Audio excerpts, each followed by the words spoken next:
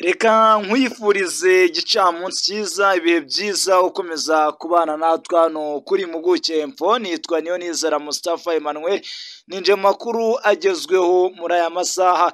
Mu makuru tugiye kugarukaho ndakubwira ko Perezida w'u Rwanda Paul Kagame yavuze isomo u Rwanda rwakuye kuri jenoside yakorewe Abatutsi.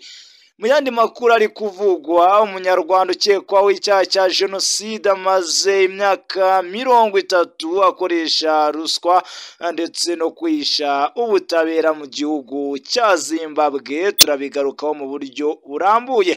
Ndakubwira mu yandi makuru kandi ari kuvugwa, witwa Mukwege yashimangiye ko Kabila akoreshwa n'u Rwanda. Turaza kubyinjiramo. Nkufite n'andi makuru ari kuvugwa nk'aho perezida w'igihugu cya Uganda Yoweri Kaguta Museveni ahamya ko leta ya Repubulika Demokarasi ya Kongo ifite uruhare mu mutekano wazambye w'icyo gihugu. Reka dutumikira abadutumye ngaruke mu kanya yose n'andi ntakubwiye tuyinjira mu buryo burambuye. Abantu benshi cyane rero bakomezaga kugenda bambwira ngo Jeswe zo bipango ni gute dushobora kuba twabona uburyo bwo kujya kwiga hanze. Reka nze mbabwire uburyo bwiza bwo kujya kwiga hanze. Ariko igihugu ngiye kubabwira amaginga aya ngaya ni mu gihugu cy'Ubushinwa. Nta experience mbifitemo uburyo nakubwiramo ngo visa bayibona barya babigenza barya bagira bate, ariko reka nkurangira abantu bagiye kugufasha muri ibi bintu. Hamagara ino nimero ubona ahangaha, uhamagare abitwa The Planet School Services bagufasha. Ubona inkumurabyo ushiduka ugeze mu Bushinwa bahamagare bagufasha wongere skills na knowledge. Isaro Maize Flour, iyi ni akawunga nimero ya mbere abayiteguriye ku mafunguro bayikurira ingofero. Baturage mwifuza gucukubira n'imirire mibi ndetse mugahorana imbaraga mu mubiri, mbayiteyemo kutabura kawunga yitwa Isaro ku mafunguro yanyu. Akarusho kandi nuko ari kawunga yahawe icyemezo cy'ubuziranenge n'ikigo gishinzwe ubuziranenge mu Rwanda, Rwanda Standard Board. Kawunga y'Isaro murayisanga ku maduka atandukanye mu gihugu. Abifuza kurangura namwe nimudusanga ku ruganda rwacu ruherereye mu Kisaro mu karere ka Rulindo, cyangwa muduhamagare kuri 0788 65 14 68 tuyikugereza aho wifuza. Isaro Maize Flour, umwimerere w'ibigori by'iwacu. Maze mu makuru ku buryo burambuye hano kuri Impuguke Info, duhereye kuri iyi nkuru ivuga ko Perezida wa Repubulika y'u Rwanda ni Paul Kagame yavuze isomo rikomeye u Rwanda rwakuye kuri jenoside yakorewe Abatutsi. Perezida w'u Rwanda Paul Kagame yagaragaje isomo rikomeye u Rwanda rwize nyuma ya jenoside yakorewe Abatutsi mu 1994. Ubwo isi yose yacecetse ikaruca ikarumira. Ibi yabivugiye mu kiganiro cy'ingenzi yagejeje kubitabiriye inama mpuzamahanga ya Astana yitwa Astana International Forum 2025 ibera muri Kazakhstan kuri wa 28 Gicurasi 2025. Mu ijambo rye ryumvikana mu butumwa bukomeye ku kwigira, kunga ubumwe ndetse no kubaka igihugu gishingiye ku bwitange bw'abaturage, Perezida Paul Kagame yagize ati: igihe jenoside yakorerwaga mu gihugu cyacu, isi yose yahisemo kutureba nigire icyo yakora. Iryo somo rikomeye twahise dutangira kwiyubaka, dushyira hamwe, buri wese atanga uruhare rwe mu gutangira ndetse no kubaka icyizere hagati yacu n'inzego zacu. Ibyo nibyo byatumye dushobora kugira inzego zibereye abaturage ndetse yewe zikabakorera. Yongeyeho kandi nubwo u Rwanda rwahisemo kwiyubaka, rutigeze rwigunga cyangwa se ngo rureke gufatanya n'amahanga. Icyo nakubwira ni uko iri jambo ryakiriwe neza n'abitabiriye iriya nama, cyane cyane kubera ko ryerekanaga uburyo u Rwanda rwahindutse igihugu gishingiye ku mahame yo kwigira, kubaka ubushobozi bw'inzego zarwo ndetse no guharanira iterambere rirambye rishingiye bushingiye ku baturage. Uruzinduko rwashimangiye umubano w'ubufatanye hagati ya Kazakhstan ndetse n'u Rwanda. Perezida wa Repubulika y'u Rwanda Paul Kagame yitabiriye nama. Icyo nakubwira ni ku butumire bwa perezida wa Kazakhstan yitwa Kassym Jomart Tokayev. Akaba ari uruzinduko rwe rwabaye nyine umwanya wo kongera gushimangira umubano hagati y'igihugu cy'u Rwanda ndetse n'igihugu cya Kazakhstan. Mu bikorwa byaranze uruzinduko rwa perezida Paul Kagame yagiranye ibiganiro byimbitse na mugenzi wa Kazakhstan bigamije gushimangira ubufatanye mu bukungu, ikoranabuhanga ndetse n'ubwikorezi yewe n'uburezi. Yasinywe kandi hariya muri kiriya gihugu amasezerano nyine y'ubucuruzi ndetse n'ubufatanye mu koroshya ishoramari hagati y'abashoramari bo mu Rwanda ndetse n'abo muri Kazakhstan. Perezida Paul Kagame yasuye ikigo gikomeye cy'ikoranabuhanga cyariya Astana, aho yagaragaje ko u Rwanda rwifuza gukomeza guteza imbere urwego rw'ikoranabuhanga ndetse yewe nka moteri y'iterambere. Umubano w'u Rwanda na Kazakhstan ukomeje kwaguka. U Rwanda na Kazakhstan bisangiye ubushake bwo kwagura imikoranire mu nzego zinyuranye. Ibihugu byombi bifite aho bihuriye mu ndangagaciro z'ibanze zirimo kwigira, kwimakaza amahoro ndetse no guteza imbere ubukungu bwarwo bushingiye ku baturage. Kazakhstan ni kimwe mu bihugu bikomeye muri Aziya hagati, rero bikaba bijyanye bifite imbaraga zijyanye n'ingufu ndetse n'inganda yewe n'ikoranabuhanga. U Rwanda narwo ku rundi ruhande ruragenda ruba igicumbi cy'iterambere ryihuse muri Afurika, ndetse yewe rufite igitekerezo cyo kuba urwego rw'u Rwanda by'umwihariko mu bucuruzi bwagera ku mugabane mpuzamahanga. Uruzinduko rwa perezida Paul Kagame muri Kazakhstan ntirwasize inyuma ibikorwa byo guhuza urubyiruko, ubukerarugendo ndetse no gufungura amahirwe y'isoko hagati ya Afurika na Aziya binyuze mu bufatanye bw'ibihugu byombi. Ijambo rya perezida wa Repubulika y'u Rwanda Paul Kagame ya Astana ryibutsa ko iterambere rishingira ku bushake bw'abaturage n'ubuyobozi bufite icyerekezo. U Rwanda rwabaye urugero rukomeye rw'uko igihugu gishobora kwiyubaka kigatera imbere nubwo cyari cyarashegeshwe n'amateka mabi. Uyu munsi u Rwanda n'amahanga nka Kazakhstan barashimangira ubufatanye bugamije inyungu rusange bushobora kuba bwakomeza ariko kandi bukagira n'akamaro iyo bushingiye ku bwigenge ndetse yewe no kubwubaka iterambere. Akaba icyo nakubwira kuri iyi ngingo. Mu yandi makuru ari kuvugwa kandi afite aho ahuriye n'ingingo perezida Paul Kagame yagarutseho muri Zimbabwe, umunyarwanda ukekwaho icyaha cya jenoside amaze imyaka 30 akoresha ruswa mu kwisha ubutabera. Witwa Ramadhan Muhire, umunyarwanda wahunze ubutabera akajya kwishahisha kubera uruhare yagize muri jenoside yakorewe abatutsi mu 1994, abayeho yidegembya mu gihugu cya Zimbabwe, aho bivuga ko akingiwe ikibaba ndetse we n'ibikomerezwa byo ku butegetsi hariya i Harare.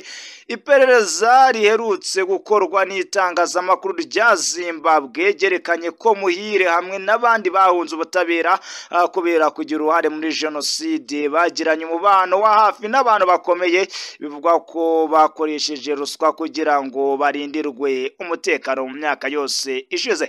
Muhire ufite ubucuruzi bumeze neza muri kiriya gihugu cyo muri Afurika shira amajyepfo, yahoze rero mu mutwe w'intera hamwe ndetse yewe n'inkuru yabanje y'ikinyamakuru The New Times muhuza n'ubwicanyi bwabereye mu burasirazuba bw'u Rwanda.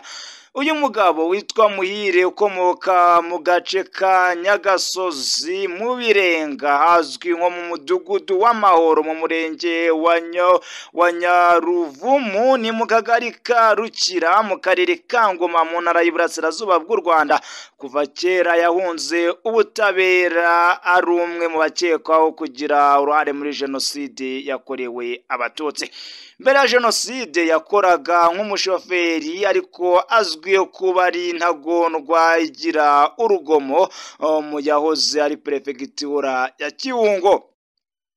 Bivuga ko kandi yakoze imyitozo ya gisirikare kandi yari mu bantu ba mbere bagize uruhare muri ubwo bwicanyi nk'uko byatangajwe n'uwacitse ku icumu abaga muri ako gace atuyemo waganiriye n'ikinyamakuru The New Times mu mwaka wa 2020 nyuma ya jenoside yahungiye muri Tanzania aho bivugwa ko yagiye yimukira no muri Malawi ndetse we aza kujya muri Zimbabwe aranatora aho yashinze ubucuruzi hanyuma kandi yigwizaho imitungo. Inkuru icukumbuye yasohowe mu cyumweru gishize n'ikinyamakuru The News Hawks ivuga ko inzu y'itangazamakuru yo muri Zimbabwe yagize uruhare mu iperereza ry'umuryango w'abibumbye ryerekeye Protasi Mpiranye akaba ari umujenosideri ruhagwa nawe wari warihishe muri Zimbabwe imyaka ibarigwa kuri 70 kugeza apfuye. Yerekana ko kandi Muhire n'abandi bantu benshi bahunze ubutabera bubatse imiyoboro ikomeye muri Zimbabwe kandi bacengera mu nzego z'igihugu z'umutekano ndetse na politike. Ikinyamakuru News Hawks kivuga ko kandi iryo tsinda ryinjije amafaranga byibuze mu rusobe y'ibikorwa byinshi biri mu byo gucuruza ndetse no kuranguza hanini biri mu mujyi wa Harare ndetse bikanagaragara no mu nkengero z'umujyi. Icyo nakubwira nuko minisitiri w'ibibazo by'imbere mu gihugu cya Zimbabwe yitwa Kazembe yasubiwemo nk'iki gitangazamakuru avuga ko nyine atazi umwirondoro wa Muhire uruhare rwe muri jenoside naho aherereye. Uyu witwa Kazembe yagize ati ibisimbizi byumvishe bwa mbere ntabwo rero muzi uyu muntu akaba ari kwagendaga atangaza. Ikinyamakuru New Times cyabashinje kuvugisha witwa Niki Mangwana umunyamabanga uhoraho muri ministeri ishinzwe itangazamakuru muri Zimbabwe kugira ngo agire icyo avuga kuri iki kibazo cy'impunzi z'abanyarwanda ariko ntiyabashije gusubiza ibibazo yabajijwe. Icyo nakwana ko iki kinyamakuru kandi cyanagerageje kwegera witwa Faustin Nkusi n'umuvugizi w'urwego rw'igihugu rushinzwe ubushinjacyaha ariko nawe ntiyagira icyo asubiza. Nubwo byumvikana ko atari leta ya Zimbabwe ikingira ikibaba abantu nk'abo, hari abayobozi bakomeye mu nzego zikomeye bahabwa ruswa kugira ngo babarindire umutekano kandi bateze imbere inyungu zabo. Ibitangazamakuru byo muri Zimbabwe bivuga ko bamwe muri bo kuri ubu ngubu birata ko bafashe ibigo by'ingenzi muri Zimbabwe nk'igishinzwe abinjira n'abasohoka, ikigo cy'ubutasi ndetse we na polisi ya Zimbabwe ndetse n'ikigo cy'imisoro cya Zimbabwe mu rwego rwo kurengera no guteza imbere inyungu zabo. Icyo nakugana uko kandi abatari bake muri bo kandi babonye ubwenegihugu bwa Zimbabwe binyuze mu buriganya kandi nyine bivuga ko bamaze kuba abaturage. Nk'urugero The New Hawks ivuga ko Muhire yishyuye amadolari agera ku 500 kugira ngo abone ubwenegihugu, abone ko arinda inyungu ze bwite n'ubucuruzi. Icyo nakubwira kandi nuko umutungo n'ubucuruzi bye bivugwa ko bifite agaciro ka miliyoni 20 z'amadolari y'Amerika. Inkuru icukumbuye kandi ivuga ko yari yafitanye isano na Mpiranya ndetse na Sheikh Asumani wahungiye mu Burayi nyuma y'urupfu rw'inshuti ye Mpiranya muri Zimbabwe. Amakuru agera kuri New Times avuga ko itsinda rya Muhire rigizwe n'abantu ku giti cyabo barimo Damascene Matyazo mu Rwanda wabeshye ko ari umurundi kugira ngo abone icyemezo cy'impunzi, n'abandi rero barimo nka Desire Safari, Paratisi Ngono ndetse yewe n'uwitwa Valence Kubanza, bose nyine bavuga ko bakomoka muri Malawi. Undi munyarwanda wagaragajwe n'iperereza Eugene Habyarimana wahoze ari umusirikare ku butegetsi bw'aba wabanje ndetse na Felix Ndikumwe n'Imana, bombi bavuga ko bakomoka muri Repubulika Demokarasi ya Kongo. Abandi babeshye ko bahunze bava muri Kongo harimo witwa Parufe Habimana, Jean Claude Hakizimana ndetse na Faustin Muragijimana. Abandi bavuzwe kandi muri iyi raporo harimo witwa Henry Ingabire umunyamategeko ndetse na Faustin Barame, yewe n'uwitwa Evode Stanzuwera wiyita umuyobozi w'impunzi. Bose kandi bafite umudendezo wabo muri Zimbabwe, kandi aho bakomeje gushakisha inkunga yo gushyira mu bikorwa ndetse no guhagarika ubutegetsi bw'u Rwanda, cyane cyane binyuze rero mu gushyigikira byimazeyo umutwe wa FDLR, umutwe w'iterabwoba wasize ukoze jenoside yakorewe Abatutsi. Bivugwa ko kandi iryo tsinda muri iki gihe riri gukoresha iyo miyoboro yashizweho kugira ngo bace intege umuhate rero, by'umwihariko yaba amate ugamije guteza imbere igihugu cy'u Rwanda kuri guverinoma iriho urubungubu. Afurika y'Amajyepfo ikaba imaze kandi igihe kinini isa nk'iyabaye ihuriro ryaje kuza kuba nyine ryarabahunze ubutabera, abenshi muri bo bari kuri urwo rutonde bagishakishwa kubera uruhare bagize muri jenoside yakorewe Abatutsi. Akaba ari iyi nkuru icukumbuye nagendaga ngarukaho rero muri rusange. Mu yandi makuru ari kugenda avugwa muri aya masaha, reka turebe n'ubundi iyi nkuru ifite aho ihuriye n'u Rwanda. Mukwege yashimangiye ko Kabila akoreshwa n'u Rwanda. Umuganga rero ndetse yewe akaba n'umunyapolitiki utavuga rumwe n'ubutegetsi bwa Repubulika Demokarasi ya Kongo yitwa Dr. Denis Mukwege yashimangiye ko leta y'i Kinshasa ivuga ko rero Joseph Kabila Kabange bakoreshwa n'u Rwanda. Kabila wayoboye Repubulika Demokarasi ya Kongo hagati ya 2001 kugeza na 19 amaze igihe kinini ashinjwa n'ubutegetsi bw'i Kinshasa kubakorana n'umutwe wa 23 buvuga ko nyine ushyigikiwe n'u Rwanda. Ni ibirego byafashe indi ntera ubwo mu minsi ishize uyu mugabo yatangazaga ko ateganya kwerekeza mu duce two mu burasirazuba bwa Repubulika Demokarasi ya Kongo tugenzurwa n'umutwe wa M23. Kuva ku cyumweru gishize Kabila ari mu mujyi wa Goma ugenzurwa n'umutwe wa M23, ndetse amakuru avuga ko mu minsi ishize ahamaze rero agiye kujya ahura n'abayobozi b'ibiro M23, ndetse bikaba byanatangiye kugenda bivugwa ko hari n'abambere bamaze guhura babarizwa muri uriya mutwe. Uwitwa Mukwege mu kiganiro kujyana na televiziyo France 24 nawe yashimangiye ibivugwa na leta ya Kinshasa ko Kabila akoreshwa n'u Rwanda. Byari kubazwa rero n'umunyamakuru witwa Make Peremani niba koko we na uriya mugabo nyine abona ko Kabila akoreshwa n'u Rwanda. Avaza kuvuga ko nyine uyu mugabo ngo akoreshwa koko n'u Rwanda. Joseph Kabila yagize ati imbwirwa ruhame ze ziragaragara, ati niyigeze yamagana perezida w'u Rwanda nk'uwatera Repubulika Demokarasi ya Kongo, nyamara umwanzuro wa 2007 w'akanama k'umutekano Karoni usaba u Rwanda kuva muri Repubulika Demokarasi ya Kongo nta mananiza abayeho. Hanyuma yinjiye i Goma anyuze mu Rwanda. Ibyo ni ikimenyetso bitajya bibeshya.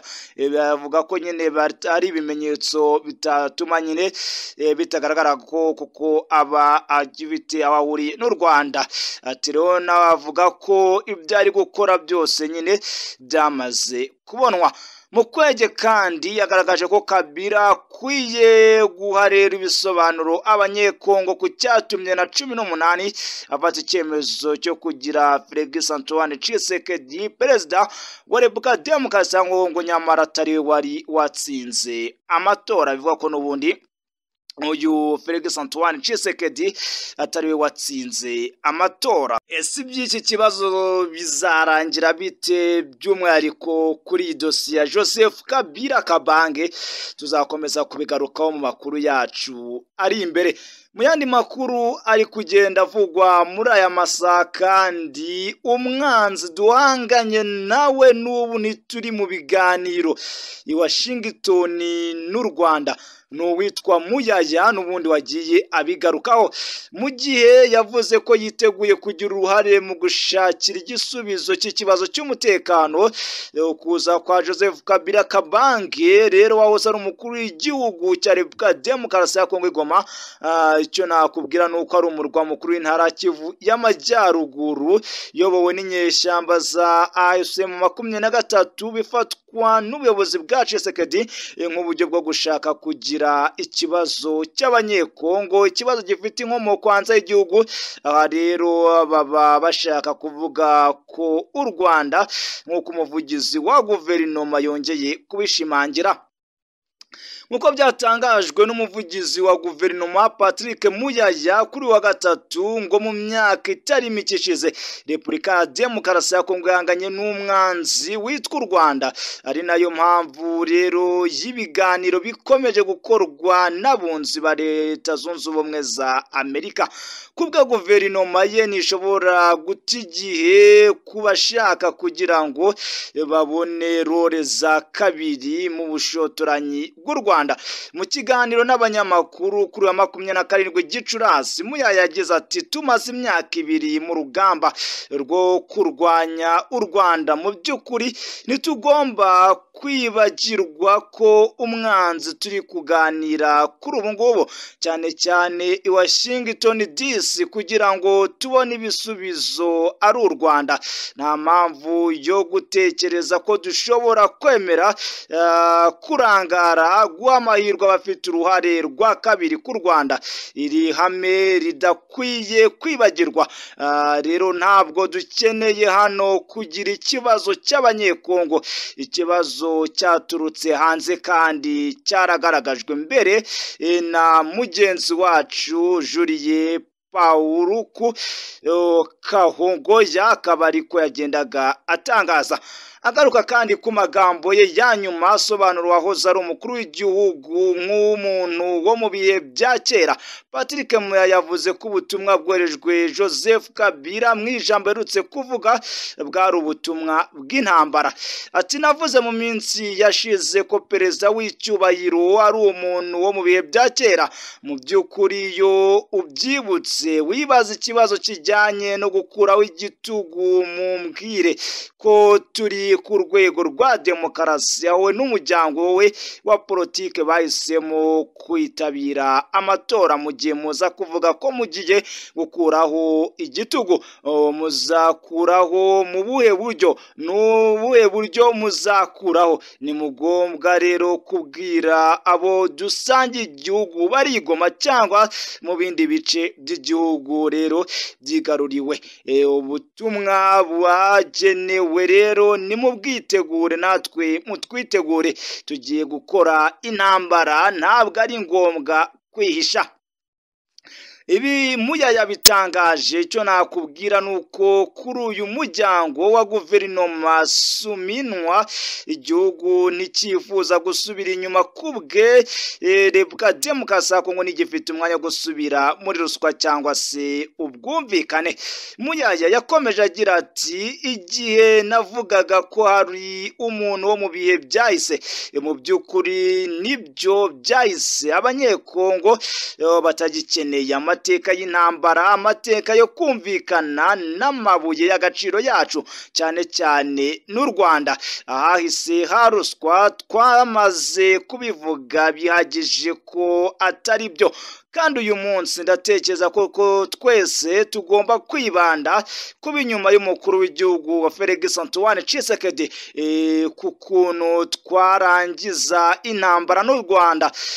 Dufite umwanya muto wo gukoresha mu magambo agamije kudusubiza mu bihe byashize. Tugomba kwibagirwa rwose. Nyuma yo guceceka igihe kirekire wahoze ari umukuru w'igihugu Joseph Kabila Kabange yagize icyo avuga avuga ku micungire y'iki gihugu kuva yaherekanye ubutegetsi na Felix Antoine Tshisekedi mu isesengura ry'ikibazo Joseph Kabila akaba nyine yarashushanyije ko Repubulika Demokarasi ya Kongo iri mu ishusho yijimye kandi irimo akajagari n'imibereho rero ndetse na politike ubukungu n'umutekano muke ariko yagendaga atangaza. Joseph Kabila yagize ati rero imiyoborere idasanzwe ku butegetsi bw'uwansimbuye Felix Tshisekedi mu bibazo byavuzwe harimo ruswa, kunyereza umutungo ndetse yewe umutungo wa leta uvuga ko Tshisekedi nyine awunyereza ndetse no gukoresha nabo butegetsi kugezaho ubushake bw'umuntu ndetse yewe bishobora kuba byatuma nyine uwo muntu yaba umukuru w'igihugu bwaje kuza kwa nyine rwose bujya mu zindi nyungu. Hanyuma kandi wasimbuye uyu Kabila ariwe Tshisekedi icyo nakwano ko nyine amategeko yagiye akomeza kugenda ashira mu buryo butari bwo kubw'ingaruka zo kuri iyi miyoborere zigaragara cyane ku baturage ku rubyiruko. Ubushomeri buravuza ubuhuha, hanyuma kandi ibirarane by'imishahara, gusubira inyuma kw'imibereho yewe no guhunga icyaro, ibyaha byo mu mujyi yewe n'inzara ndetse n'ibindi bigiye bitandukanye. Reka tuve kuri ibi byo kuri runo ruhande rwa iki kibazo by'umwihariko hagati ya Muyaya no kuri iyi dosiye iri kugenda ivugwa. Nkubwire ko mu yandi makuru ari kuvugwa muri aya masambere ko tugaruka mu Rwanda. Reka tumaze dusimbukire gato kuri iyi nkuru ivuga ko Museveni ahamya ko leta Repubulika Demokarasi ya Kongo ifite uruhare mu mutekano wazambye. Perezida w'igihugu cya Uganda Yoweri Kaguta Museveni yahamije ko ubutegetsi bwa Repubulika Demokarasi ya Kongo bufite uruhare mu mutekano wazambye mu gice cy'uburasirazuba bw'iki gihugu. Icyo nakwa ni igitekerezo umukuru w'igihugu cya Uganda yatanze kwa 28 Gicurasi 2025 aho yatangiraga kuyobora rero urwego rushinzwe gukurikirana ishyirwa mu bikorwa by'amasezerano y'amahoro, umutekano ndetse n'ubufatanye bwa Repubulika Demokarasi ya Kongo ndetse n'akarere yashizweho umukono 2013. Byitezwe ko aya masezerano ashizweho umukono n'ibihugu 13 byo muri Afurika zafashe uburasirazuba bwa Repubulika Demokarasi ya Kongo kubona amahoro n'umutekano vuba, ariko nyine nyuma y'imyaka 12 ibintu byarushijeho kuba bibi. Icyo nakubwira ubu ntabwo Repubulika Demokarasi ya Kongo igenzura igice kinini cy'intara Kivu y'Amajyaruguru ndetse na Kivu y'Amajyepfo kuko cyaje kuza kuba icyamburwa na M23. Akaba rero M23 ari ubuyimirwano mu gushinga 21 nyuma y'imyaka 8 abahoze ari abarwanyi bawo bahunze. Museveni yagaragaje ko ikibazo cy'umutekano muke mu burasirazuba bwa Repubulika Demokarasi ya Kongo cyakemuka, ariko nyine mu myaka myinshi ishize cyakomeje kubaho bitewe n'uko leta itaganiriye n'abari abanyekongo kandi ikaza kuba nyine inashingikiriza cyane ubufasha buva hanze y'amahanga. Museveni agize ati mu myaka myinshi ishize Kongo yahuye n'ibibazo bikomeye birimo kutaganira bihagije n'abaturage, kwishingikiriza cyane ku bufasha buva hanze y'igihugu. Ni mu gihe kandi icyo nakubwira mu 23 bwafataga uduce two mu burasirazuba bwa Repubulika Demokarasi ya Kongo, rero yibutsaga leta kiriya gihugu n'amahanga kwishaka kujya mu biganiro bitaziguye bigamije gukemura impamvu muzi z'umutekano muke zirimo hotera by'umwihariko rikorera abavuga ururimi rw'ikinyarwanda cyane cyane abo mu bwoko bw'abatutsi. Leta Repubulika Demokarasi ya Kongo yanagiranye kandi ubufatanye by'umwihariko mu cyemezo n'ingabo za SADC, ingabo z'u Burundi ndetse yewe n'abacancuro b'abanyaburayi, gusa nabwo byaje kuza kwa binanira nabaza kuba batsindwa. Amasezerano ya 2013 yasabaga Repubulika Demokarasi ya Kongo gukora impinduka zifatika mu rwego rw'umutekano, kugeza abaturage ubuyobozi, gukora kandi amavugurura mu nzego za leta, kwimakaza ubumwe n'ubwiyunge ndetse yewe no kuvugurura imiyoborere yewe by'umwihariko mu burasirazuba. Museveni yasobanuye ko Uganda nayo yigeze kugira ikibazo nk'icyo, ariko nyine cyabaye mu burasirazuba bwa Repubulika Demokarasi ya Kongo kiriya, ariko nyine yaje kuza kwigikemura mu buryo bwiza. Yagaragaje ko kandi afite icyizere ko Repubulika Demokarasi ya Kongo nibona amahoro izaba yabifashijwemo n'akarere. Akaba ari Museveni wagendaga abigarukaho muri rusange. hanyuma rero reka tuve kuri iyi ngingo gato tugaruke hano mu Rwanda. Mu Rwanda igikomeje kuvugwa muri aya masaha by'umwihariko n'urubanza rwa Karasira Aimable. Uyu Karasira yakanye ibyaha byose aregwa. Icyo nakubwira nuko Karasira Aimable kuri ubu ngubu wamenyekanye nka Alias Professor Niga yasubiye mu rukiko rero yiregura ku byakurikiranwa birimo kuba nyine yarahakanye jenoside, hanyuma kandi guteza imvururu muri rubanda no kuterekana inkomoko y'umutungo we. Ibyaha byose arabihakana. Karasira Aimable icyo nakubwira wiyise Alias Professor Niga yatangiye kwiregura ku byaha aregwa birimo guhakana jenoside, guteza imvururu muri rubanda ndetse yewe no kuterekana inkomoko y'umutungo we. Ibi byaha byose akaba yaje kwa nyine abihakana. Karasira Aimable ni umuhanzi akaba n'uwahoze ari umwarimu muri kaminuza y'u Rwanda wamenyekanye cyane mu biganiro yajyaga ashyira ku muyoboro wa YouTube.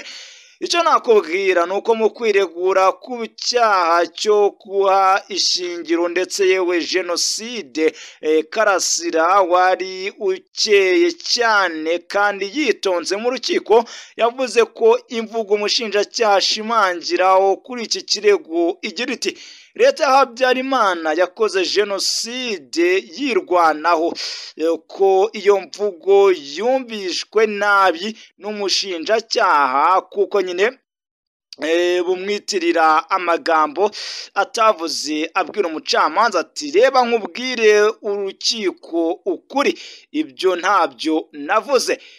Karasira icyo nakubwira ku cyaha cyo guhishingira jenoside kandi yarezwe amagambo yakoresheje ko rero ihanurwa ry'indege ya Habyarimana ryabaye imbarutso ya jenoside yakorewe abatutsi mu 1994. Aimable Karasira yemera ijambo imbarutso kuko yarikoresheje ariko nyine yifashije ibitabo byanditswe n'abantu batandukanye barimo General Romeo Dallaire wayoboraga ingabo za Minwari mu Rwanda agaragaza ko ariho yarikuye. Karasira yavuze ko kandi atari we wazanye iryo jambo imbarutso, ko nawe yarikuye kuri bo bagiye kuryandika kandi atari we rero ko bagamije kwishimira jenoside cyangwa se kuyiha ishingiro, ahubwo bagamije kwerekana ko yateguwe. Karasira avuga ko jenoside yakorewe abatutsi mu 1994 yabaye akuze kandi afite ubwenge ndetse yewe habanje ibimenyetso biri mu rwango rukomeye rwagiriwe abatutsi, maze kuri we nyine ihanurwa ry'indege ya Habyarimana rikaba imbarutso rero yo kurimbura abatutsi. Karasira kandi yireguye ku cyaha cyo guhakana jenoside, hanyuma kandi icyo nakubwira nuko abamwunganira babwira urukiko ko nyine ubushinjacyaha butashoboye kugaragaza ibimenyetso simusiga kuri iki cyaha. Metere witwa Bikotwa Brice avuga ko ubushinjacyaha bwagiye butanga ibisobanuro by'imvugo Karasira mu biganiro yagiye atanga ku murongo wa YouTube kandi uregwa ari we wakagombye gusobanura ibyo yashakaga kuvuga. Ibi rero ntibyaguye neza, uhagarariye ubushinjacyaha yahise yaka ijambo abwira Metere Bikotwa ati zana ibimenyetso byawe bivuguruza ibyo twatanze.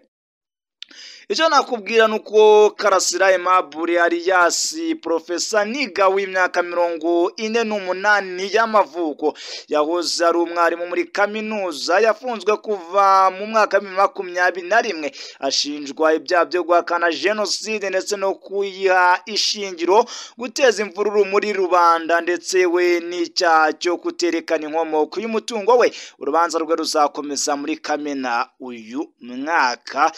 Akaricyo nakubwira kuri iyi ngingo, ari nanga nsoreje amakuru yaragezweho muri aya masaha. ndagushimiye cyane, nshimiye cyane wowe twabanye, nshimiye cyane kandi abavandimwe mwese mukomeza kugenda mubana natwe. Nitwe niyo nizera Mustafa Emmanuel, reka tuze gusubira mu masari imbere mu yandi makoza kwagezwa gataho ngaho igicamunsi cyiza kuri mwese. Abantu benshi cyane rero bakomezaga kugenda bambwira ngo Jesco Izo Mipango ni gute dushobora kuba twabona uburyo bwo kujya kwiga hanze. Reka nze mbabwire uburyo bwiza bwo kujya kwiga hanze. Ariko igihugu ngiye kubabwira amaginga aya ngaya ni mu gihugu cy'Ubushinwa. Nta experience mbifitemo uburyo nakubwiramo ngo visa bayibona barya, babigenza barya, bagira bate, ariko reka nkurangira abantu bagiye kugufasha muri ibi bintu. Hamagara ino nimero ubona ahangaha, uhamagare abitwa The Planet School Services bagufasha. Boni nk'umurabyo ushiduka ugeze mu Bushinwa bahamagare bagufasha wongere skills na knowledge. Isaro Maize Flour, iyi ni akawunga nimero ya mbere abayiteguriye ku mafunguro bayikurira ingofero. Baturage mwifuza gucukubiri n'imirire mibi ndetse mugahorana imbaraga mu mubiri, mbayitemo kutabura kawunga yitwa Isaro ku mafunguro yanyu. Akarusho kandi nuko ari kawunga yahawe icyemezo cy'ubuziranenge n'ikigo gishinzwe ubuziranenge mu Rwanda, Rwanda Standard Board. Kawunga y'Isaro murayisanga ku maduka atandukanye mu gihugu. Abifuza kurangura namwe ni mudusanga ku ruganda rwacu ruherereye mu Kisaro mu karere ka Rulindo, cyangwa muduhamagare kuri 0788 65 14 68 tuyikugerezaho wifuza. Isaro Maize Flour, umwimerere w'ibigori by'iwacu.